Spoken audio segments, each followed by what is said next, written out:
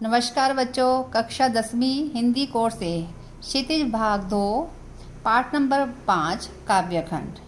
आज हम पढ़ेंगे नागार्जुन की पोयम कविता। यह दंतुरित मुस्कान और दूसरी है फसल। पहली वीडियो में आप दंतुरित मुस्कान की देखेंगे, दूसरी वीडियो में हम फसल का करेंगे। आप देखिए कविता का प्रतिपाद्य क्या है। इस कविता में एक शिशु की मनोहारी मुस्कान देखकर कवि के मन में उमड़े भावों को अनेक बिंबों के माध्यम से प्रकट किया गया है। बच्चे के दूध से सने शरीर को देखकर कवि को ऐसा लगता है मानो उसकी झोंपड़ी में कमल खिल उठे हो। शिशु की मुस्कान को देखकर कठोर से कठोर पाषाण हृदय भी पिघलकर जलधारा बन जाता है। दांत निकलते शिशु ने पहली बार कवि को नहीं पहचाना। उसकी माँ ने उसका परिचय करवाया। शिशु की मुस्कुराहट प्राणवान होती है। अब देखिए बच्चे पोयम देखिए। यह है दंतुरित मुस्कान, तुम्हारी है दंतुरित मुस्कान, यानी कि क्या है, बच्चे की जो मुस्कान होती है, ठीक है ना। मृतक में भी डाल देगी जान, यानी कि मृत व्यक्ति में भी जान डाल देने वाली है। धूली दूसर तुम्हारे ये गात, तुम्हारा जो शरीर है मिट्टी धूल मिट्टी से सना हुआ है। छोड़कर मेरी झोंपड़ी में खिल रहे हैं जलजात, जो ये कमल का फूल है जो तालाब में खिलना चाहिए वह तालाब में छोड़कर मेरी झोंपड़ी में खिल रहा है। स्पर्श पाकर तुम्हारा ही प्राण, स्पर्श मैंने स्पर्श पाकर तुम्हारे ये प्राण पिघल कर जल बन गया होगा कठिन पाषाण, जो कठोर हृदय वाले व्यक्ति है वो भी पिघल कर जल के समान बन गया होगा। छू गया तुमसे कि झरने लगे शेफालिका के फूल, बांस था बबूल। बबूल क्या है, कांटेदार वृक्ष है, बांस है, इनमें से भी शेफालिका के फूल झड़ने लगे होंगे। दंतुरित क्या है, निकलते हुए दांतों वाली, यानी कि दांत जो बच्चे के निकलते हैं। धूली दूसरे में धूल मिट्टी से सने हुए, और गात क्या है, शरीर। जल जाता क्या है, कमल का फूल। परस मैंने स्पर्श।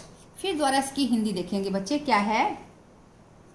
कवि एक नन्हे शिशु की मोहक मुस्कान का चित्रांकन कर रहा है। एक दांत निकलते हुए शिशु की मुस्कान ऐसी है कि मृतक में भी जान डाल सकती है, अर्थात सभी को प्रसन्न एवं उल्लासित कर सकती है। धूल मिट्टी से सना शिशु का कोमल शरीर ऐसा लगता है मानो कमल का फूल जो हो तो किसी तालाब को छोड़कर मेरी झोंपड़ी में खिल रहा है। तुम इतने प्राणवान हो कि ऐसा लगता है कि जैसे तुम्हें छूकर ही चट्टानें भी पिघलकर जलधारा बन जाती है। कवि कहना चाहता है कि इस शिशु की मोहक मुस्कान में कठोर से कठोर हृदय को भी पिघला देने की शक्ति है। इस शिशु के स्पर्श मात्र से चाहे बांस का पेड़ हो या कांटेदार बबूल का पेड़ हो, शेफालिका के सुंदर फूल बरसने लगते हैं। अब देखिए गद्यांश के काव्यांश के आधार पर प्रश्न उत्तर। काव्यांश को पढ़कर पूछे गए प्रश्नों के उत्तर दीजिए। पहला क्वेश्चन ये है, शिशु की मुस्कान को दंतुरित मुस्कान कहने के पीछे क्या कारण है। कवि ने शिशु की मुस्कान को दंतुरित इसलिए कहा है क्योंकि शिशु के छोटे छोटे दांत निकल रहे हैं, इसलिए नए नए दांत निकालने वाले शिशु की मुस्कान को दंतुरित मुस्कान कहा गया है। शिशु जब मुस्कुराता है तब उसके छोटे छोटे दांत भी दिखते हैं। प्रश्न नंबर 2, कवि के अनुसार शिशु के स्पर्श से क्या क्या परिवर्तन हुए। शिशु के स्पर्श मात्र से कठोर पत्थर पिघलकर जल बन गया है, अर्थात कठोर से कठोर हृदय भी प्रसन्न हो जाता है। भाव यह है कि उसके स्पर्श से कठोरता भी कोमलता में बदल जाती है। प्रश्न नंबर 3, छू गया तुमसे कि झड़ने लगे शेफालिका के फूल, बांस था कि बबूल। भाव स्पष्ट कीजिए। आंसर देखिए बच्चे, दांत निकलने वाले शिशु का सौंदर्य इतना अद्भुत है कि उसके स्पर्श मात्र से कठोर हृदय वाला व्यक्ति भी पिघल जाता है, और उसके स्पर्श से ही कांटेदार पेड़ों से भी शेफालिका के फूल झड़ने लगते हैं। शेफालिका के फूलों की वर्षा होने लगती है। कठोर या रसहीन व्यक्ति का हृदय भी रस से युक्त हो जाता है। अब देखिए सेकंड पैराग्राफ। तुम मुझे पाए नहीं पहचान, यानी कि कवि कह रहे हैं कि बच्चा जो अभी उसको पहचान नहीं पाया है। देखते ही रहोगे अन्वेष। अन्वेष मैंने एक टक देखना, यानी कि बिना पलक झपकाए देखना। थक गए हो तो आंखें लूं व फिर, आप यदि देखते देखते थक गए हो तो मैं आंखें फेर लेता हूँ। क्या हुआ यदि हो सके परिचित ना पहली बार। यदि आप मुझे पहली बार नहीं पहचान सके तो कोई बात नहीं। यदि तुम्हारी माँ ना माध्यम बनी होती आज, यदि तुम्हारी माता सहारा नहीं बनी होती तो आज मैं तुम्हें देख नहीं सकता था, ना ही तुम्हें जान पाता और ना ही पहचान पाता। तुम्हारी यह दंतरेज मुस्कान। अब बच्चे इसकी हिंदी देखिए क्या है।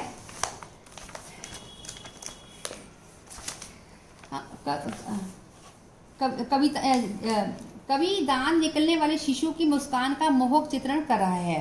कवि अपनी तरफ से बिना पलक झपके देखने वाले शिशु को देखकर कहता कि हे शिशु, तुम मुझे बिना पलक झपके लगातार देख रहे हो, पर शायद तुम मुझे पहचान नहीं पाए।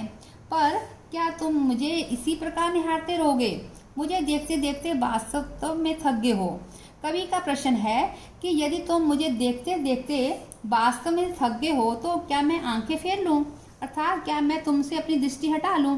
यदि तुम मुझे पहली बार नहीं पहचान पाए तो कोई बात नहीं। हे शिशु, यदि तुम्हारी माँ हम दोनों का माध्यम न बनी होती, ठीक है, तो मैं आपसे परिचय मेरा नहीं हो पाता।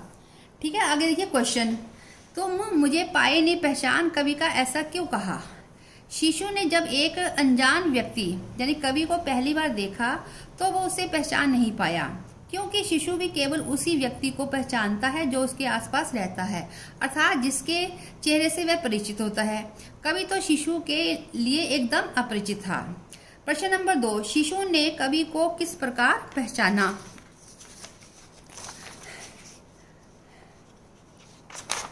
जब शिशु कवि की ओर एकटक निहारने के बाद भी उसे पहचान नहीं पाया तो शिशु की माँ ने उसका परिचय कवि से कराया, अर्थात माँ शिशु और कवि के बीच में माध्यम बनी। माँ के परिचय करवाने के बाद शिशु ने कवि को पहचान लिया। प्रश्न नंबर 3, कवि शिशु की माँ के प्रति कृतज्ञता क्यों व्यक्त कर रहा है?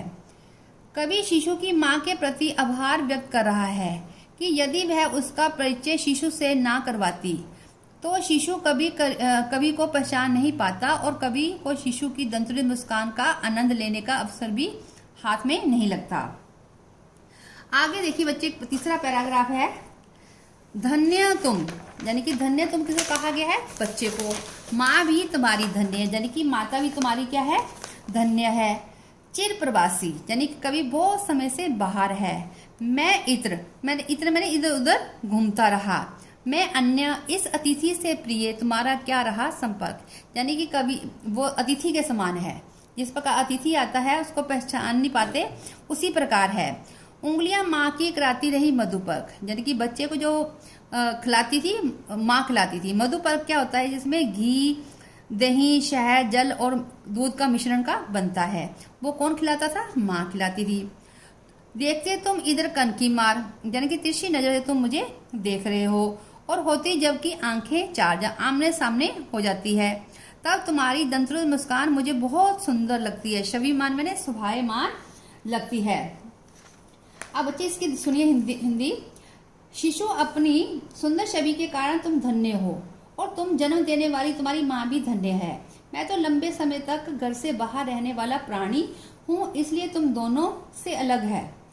अन्य व्यक्ति मैंने ऐसा हो गया हूँ, प्रायसा हो गया हूँ। हे शिशु, यह ठीक है कि तुम्हारा और मेरा संपर्क बहुत कम दिनों का है।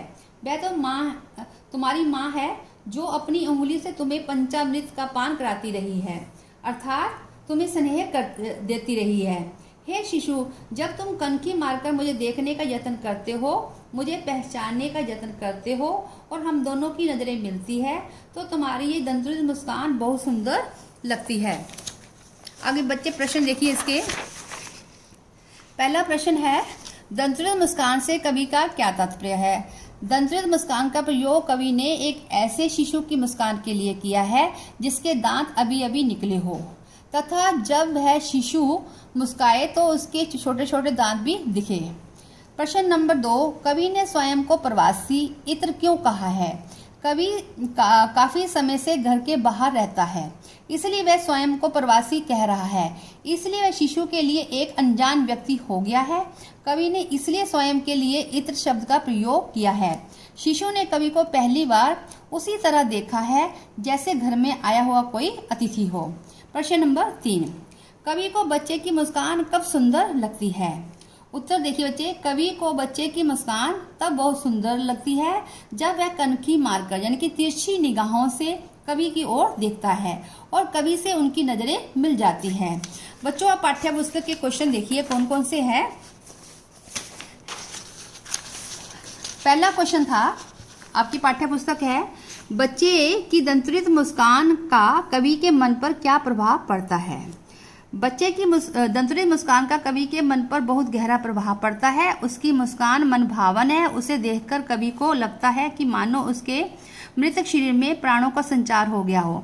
कवि के मन में बच्चे की मां के प्रति कृतज्ञता का भाव उत्पन्न होता है, क्योंकि उसी के माध्यम से वह बच्चे की दंतरित मुस्कान को देख पाया है। यह मुस्कान कठोर से कठोर हृदय को भी पिघला देती है। कवि को लगता है कि मानो कमल तालाब छोड़कर उसकी झोंपड़ी में खिल उठे हैं, पत्थर हृदय पिघलकर जलधारा में बदल गया है और बबूल या बांस के वृक्षों में सफालिका के फूल झड़ने लगे हैं। दूसरा क्वेश्चन है, ये क्वेश्चन कई बार वेरी इंपॉर्टेंट है, बच्चे की मुस्कान और बड़े की मुस्कान में अंतर है। बच्चे की मुस्कान एक बड़े व्यक्ति की मुस्कान में बहुत अंतर है। बच्चे की मुस्कान बहुत भोली, सरल व निश्चल होती है, जबकि बड़े व्यक्ति की मुस्कान दिखावटीपन व स्वार्थ निहित है। बच्चे की मुस्कान तन मन में उमंग, उत्साह व नवजीवन का संचार करती है। बड़ों की मुस्कान रहस्यमयी, कृत्रिम तथा व्यंग्य से भरी हो सकती है। बच्चा मुस्कान में भेदभाव नहीं करता, किंतु बड़ा व्यक्ति मुस्कान की मात्रा संबंधों में के अनुसार तय करता है। बच्चे के लिए मुस्कान सहज स्वाभाविक क्रिया है, किंतु बड़े के लिए शिष्टाचार निभाना मात्र है। प्रश्न नंबर 3, कवि ने बच्चे की मुस्कान के सौंदर्य को किन बिंबों के माध्यम से व्यक्त किया है। नंबर 1, बच्चे की मुस्कान से मृतक में भी जान डाल देंगे संबंधी बिंब द्वारा, तालाब छोड़कर झोंपड़ी में कमल खिलने संबंधी द्वारा, कठोर पत्थर पिघलकर जलधारा बनने संबंधी। चौथा है, बांस या बबूल के वृक्षों से सफालिका के फूल झड़ने लगे। धन्यवाद बच्चों।